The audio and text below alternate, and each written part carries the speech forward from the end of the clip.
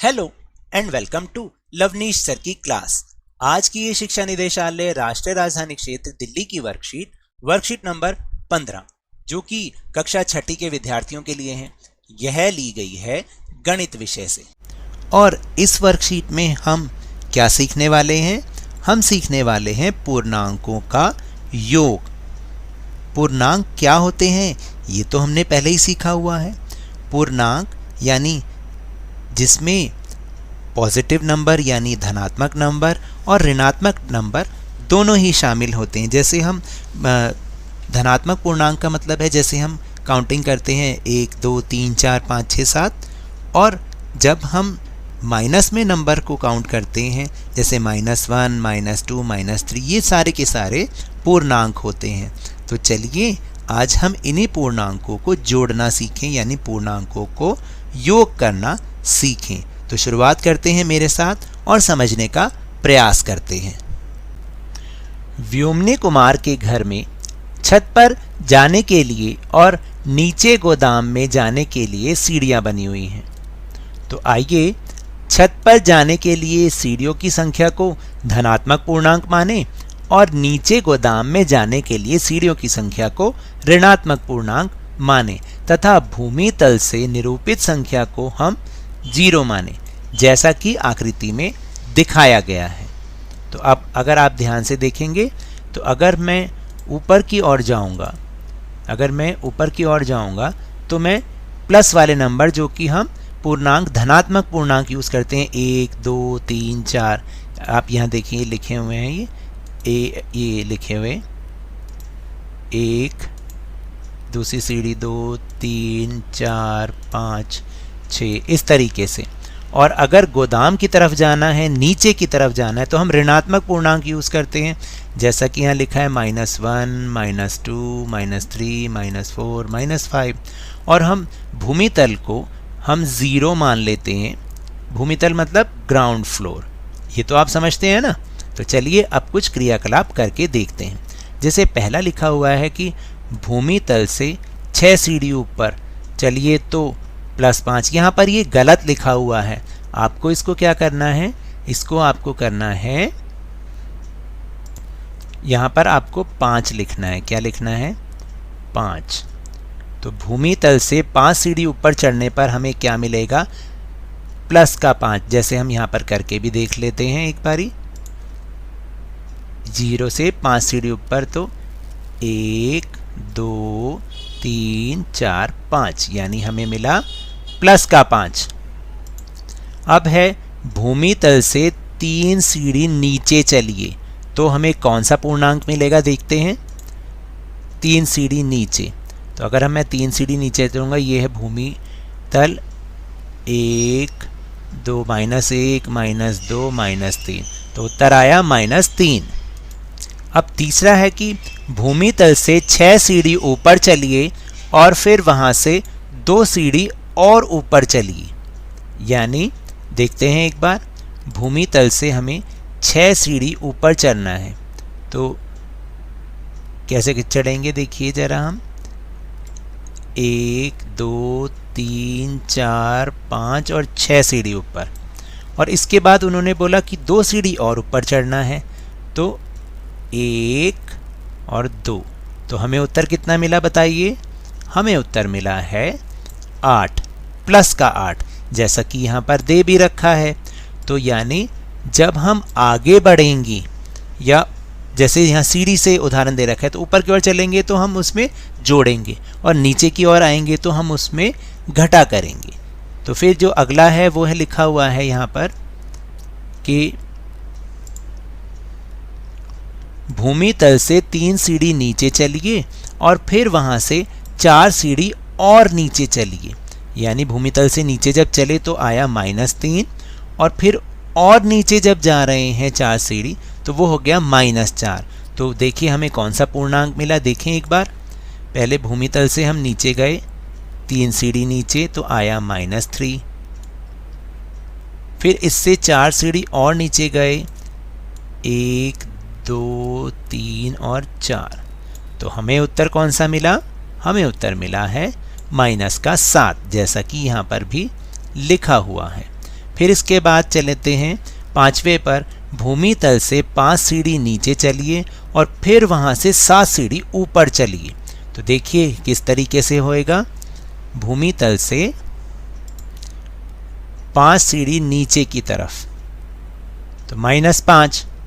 अब हमें वापस 7 सीढ़ी ऊपर चढ़ना है यहीं से ही, तो यहाँ से शुरू करते हैं। फिर 1 2 3 4 5 6 और 7। तो क्या उत्तर मिला हमें, कौन सा पूर्णांक मिला? प्लस का 2, यानी धनात्मक पूर्णांक 2। समझ में आ रहा है आपको? फिर अगला देखते हैं। भूमि तल से 6 सीढ़ी ऊपर चढ़िए और वहाँ से 11 सीढ़ी नीचे चलिए। तो एक बार करके देखते हैं। भूमि तल से 6 सीढ़ी ऊपर की ओर चलना है, 1 2 3 4 5 6। अब यहाँ से हमें 11 सीढ़ी वापस नीचे की ओर जाना है।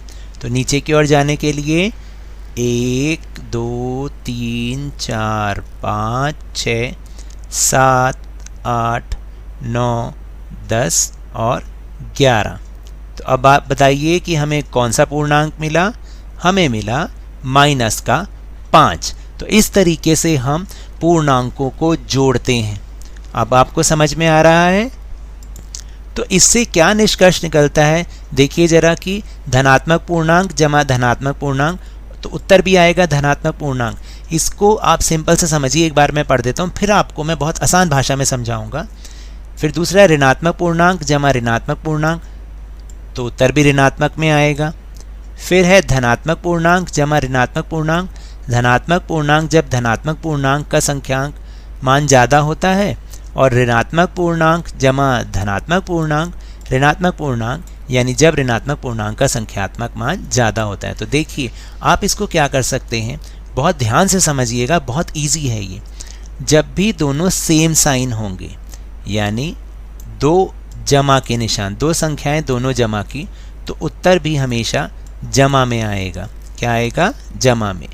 फिर अगर दोनों ही संख्याएं माइनस की संख्याएं होंगी तो उत्तर तो जमा होगा, उत्तर क्या होगा? जोड़ होगा। उत्तर उनको हम दोनों को जोड़ देंगे, लेकिन आपको आंसर में माइनस का साइन आएगा, याद रहेगा। और जब भी अलग अलग साइन होते हैं, अलग अलग चिन्ह होते हैं, जैसे अगर प्लस माइनस, तो माइनस ही होगा, तो क्या होगा? हमेशा माइनस। लेकिन चिन्ह किसका आएगा? जो बड़ा होगा। ये बात हमेशा आप याद रखिएगा कि जब भी दोनों विपरीत चिन्ह होते हैं तो घटा ही होता है, हमेशा घटा होता है, लेकिन चिन्ह उसका आता है जो संख्या बड़ी होती है। अब आपको याद रहेगा या नहीं याद रहेगा? फिर इसके बाद है संख्या रेखा पर पूर्णांकों को जोड़ना, यानी संख्या रेखा पर हम किस तरह से योग करते हैं। आप बहुत ध्यान से समझिएगा, बहुत ही ये इजी है। तो देखिए सबसे पहले अगर आप देखेंगे कि हमें करना क्या है, उदाहरण यहाँ पर दे रखे हैं कि अगर मैं जमा के 3 में, यानी धनात्मक पूर्णांक 3 में धनात्मक पूर्णांक 4 को जोड़ूं, यानी +3 और +4 दोनों एक जैसे हैं, यानी दोनों ही प्लस के हैं, तो उत्तर भी हमेशा प्लस में आएगा और जो उनका ऑपरेशन होगा वो जुड़ेगा, यानी वो उसमें क्या आएगा? वो जोड़ना है, उसमें हमें ऐड करना है।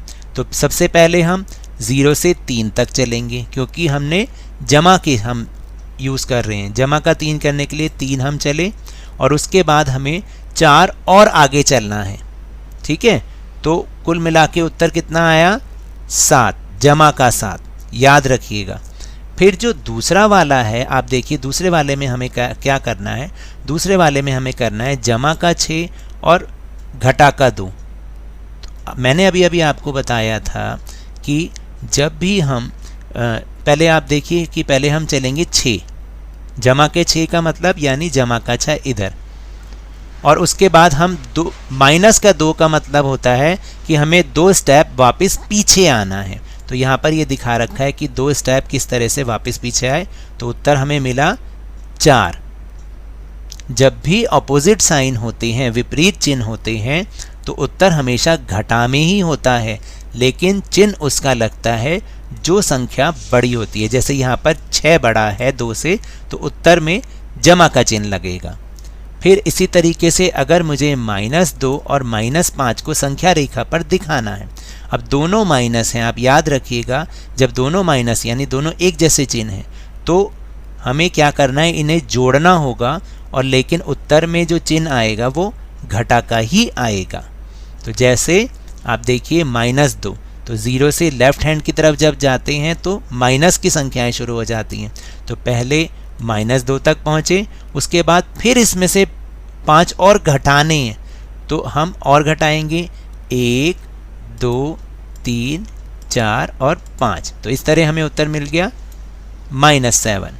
फिर हमें अगर -5 और -4 को जमा करना है, सॉरी -5 और +4 को जमा करना है, तो हमें क्या करना पड़ेगा, पहले 0 से -5 की तरफ चले, फिर इसमें से हमें 4 जोड़ने हैं, यानी हमें आगे की तरफ बढ़ना है। कहाँ पर? जमा के लिए हमें सीधे हाथ की तरफ जाना होता है। तो जब हम 4 कदम सीधे हाथ की तरफ चलेंगे, राइट हैंड की तरफ चलेंगे, तो 1, 2, 3 और 4, तो हमें उत्तर मिल जाएगा -1। हमेशा याद रखिएगा, जब भी दो विपरीत चिन्ह होते हैं हमेशा घटा ही होती है, लेकिन चिन्ह उसका आता है जो संख्या बड़ी होती है। तो चलिए अब हम चलते हैं कुछ प्रैक्टिस की ओर, अपने प्रश्नोत्तर की ओर। तो फटाफट से अपनी कॉपी निकालिए और मेरे साथ प्रैक्टिस कीजिए। तो पहला प्रश्न है कि संख्या रेखा का प्रयोग करते हुए वह पूर्णांक ज्ञात कीजिए जो, पहला पार्ट है कि 3 से 5 अधिक हो। तो इसको हम कैसे करेंगे, देखिए मेरे साथ। सबसे पहले हमें एक संख्या रेखा खींचनी है, क्योंकि दोनों ही जमा के निशान हैं। देखिए 5 अधिक का मतलब होता है जमा, तो इसको हम ऐसे भी लिख सकते हैं, जमा का 3 और 5 अधिक का मतलब जमा का 5। तो हमें क्या करना है, पहले संख्या रेखा पर जमा के 3 के लिए दाएं हाथ की तरफ चलना है, राइट हैंड की तरफ चलना है, 1, 2 और 3। फिर उसके बाद जमा का 5 है, तो इसका मतलब हमें और दाहिने ही जाना है, राइट हैंड की तरफ जाना है। तो 1, 2, 3, 4, सॉरी यहाँ से तो शुरू करना है, 1, 2, 3, 4 और 5। तो हमें उत्तर मिल गया 8। तो हमारा जो उत्तर आया वो कौन सा आया, इन दोनों को करने के बाद ये हमारा उत्तर हो गया। फिर इसके बाद है 2 से 3 कम है, तो उसको हम कैसे करेंगे, 2 यानी 2 और उससे 3 कम है। तो आप देखिए इन 3 कम का मतलब होता है ये, तो 2 से 3 कम है। तो पहले हमें 2 की तरफ जाना है, यानी दाएं हाथ की तरफ जाना है, जमा का 2 तक पहुँचे। फिर उसके बाद उसने लिखा कि 3 कम है, तो यहाँ से हमें 3 कदम बाएं हाथ यानी लेफ्ट हैंड की तरफ जाना होगा, 1, 2 और 3। तो उत्तर क्या मिला, -1। हमारा उत्तर आया -1। फिर तीसरा प्रश्न है कि -3 से 3 कम है। तो पहले -3 हम करेंगे, -3 के लिए हमें उल्टे हाथ की तरफ जाना है, तो 3 कदम उल्टे हाथ की तरफ, 1, 2 और 3, -3। अब 3 और कम है, इसका मतलब क्या, हमें और लेफ्ट की तरफ जाना है, तो 1, 2 और 3। तो हमारा जो उत्तर आया वो आया -6। अब आपको समझ में आया, कम का मतलब लेफ्ट साइड जाना है संख्या रेखा पर, और ज़्यादा का मतलब राइट साइड जाना है। फिर दूसरा प्रश्न है, निम्नलिखित का योग ज्ञात कीजिए। तो देखिए हमें कैसे करना है, हमें करना है 21 और -12, इसको हमें जोड़ना है। तो जोड़ने के लिए हमें क्या करना है, देखिए ज़रा यहाँ पर लिखा हुआ है, जैसे हम इसको ऐसे भी लिख सकते हैं, देखिए इसको हम ऐसे भी लिख सकते हैं, 21 जमा -12।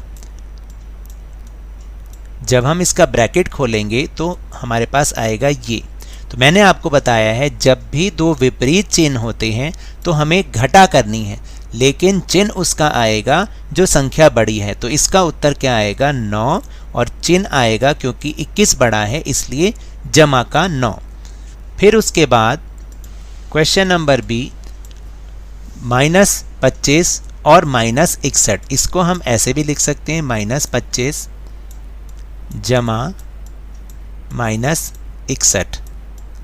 जब हम ब्रैकेट खोलते हैं तो हमारे पास ये वाला स्टेप आता है, -25 -61, दोनों कैसे चिन्ह हैं, एक जैसे हैं। तो उत्तर में क्या होगा, जमा होगा, लेकिन चिन्ह कौन सा आएगा, माइनस का चिन्ह आएगा। तो उत्तर आएगा -86, क्योंकि इन दोनों को जब भी एक जैसे साइन होते हैं तो उन्हें हम जोड़ते हैं, चाहे वो जमा के साइन हो चाहे वो घटा के साइन हो। तो ये उत्तर इसका आएगा। फिर चलते हैं सी पार्ट पर। सी है -56 और +39, इसको हम ऐसे भी लिख सकते हैं -56 प्लस का 39। जब हमने ब्रैकेट खोले तो हमारे पास ये वाला स्टेप आया। तो अब जब एक जैसे साइन नहीं है, एक जगह जमा है और एक जगह घटा है, तो हमें क्या करना है, हमें करनी है घटा। लेकिन साइन किसका आएगा, जो संख्या बड़ी है, दोनों में से बड़ा कौन सा है, ये वाला। तो साइन आएगा माइनस का। तो ये हमारा आंसर हो गया। फिर है +154 और +85, तो इसको हमने ऐसे लिख सकते हैं हम +154